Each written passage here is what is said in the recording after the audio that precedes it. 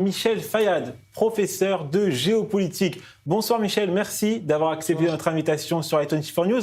Alors, cette journée, elle a été marquée par un événement majeur, c'est l'entrée en guerre du Hezbollah. Est-ce que c'était inévitable selon vous ?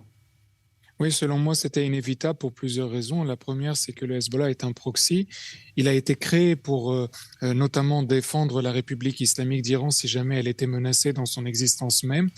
Et parce que, en fait, ces derniers mois, vous savez, les gardiens de la révolution iranienne ont intégré le commandement militaire du Hezbollah comme à ses débuts. En réalité, au début, vous savez, le Hezbollah était complètement dirigé par les gardiens de la révolution iranienne.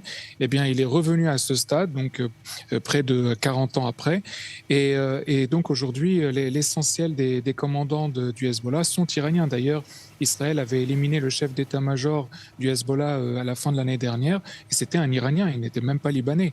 Donc c'est pour vous dire, même le plus haut gradé militaire de l'organisation terroriste est un Iranien. Aujourd'hui, le Hezbollah est rejeté par l'écrasante majorité des Libanais, y compris même chez les chiites, parce qu'il a pris cette décision d'attaquer Israël au nom de la République islamique d'Iran, sans l'accord des Libanais, de même qu'il avait entraîné le Liban dans la guerre pour soutenir le Hamas sans l'accord des Libanais. C'est une fois trop et les Libanais n'en veulent plus.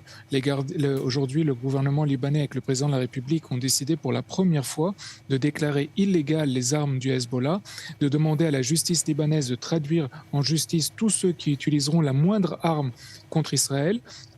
Et également qu'il est demandé au Hezbollah de remettre toutes ses armes, lourdes et pas lourdes, à l'armée libanaise. C'est quand même un tremblement de terre, entre guillemets, dans la politique libanaise depuis, en fait, l'occupation syrienne de 1990, parce que c'est en réalité depuis 1990 que le Liban, après cette guerre perdue, est tombé sous le joug syrien, puis ensuite sous le joug du Hezbollah.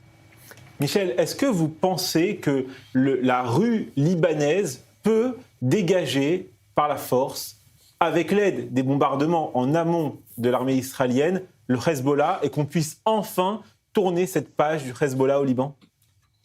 En fait, la rue libanaise ne peut rien faire, ne va rien faire. Par contre, l'armée libanaise peut faire quelque chose. C'est-à-dire, si Israël continue d'éliminer les plus hauts gradés du Hezbollah, comme Israël le fait depuis des mois et même ces dernières heures, alors à un moment donné, l'armée libanaise, puisqu'elle a désormais l'appui de la quasi-totalité des Libanais, à part les derniers supporters du Hezbollah, eh bien, passera effectivement au désarmement complet du Hezbollah, comme elle est en train de désarmer les organisations palestiniennes dans les camps palestiniens, quelque chose que les Libanais ont attendu pendant des décennies. Vous savez que c'est en raison des organisations palestiniennes qu'il y a eu la guerre au Liban, puisqu'elles voulaient conquérir le Liban.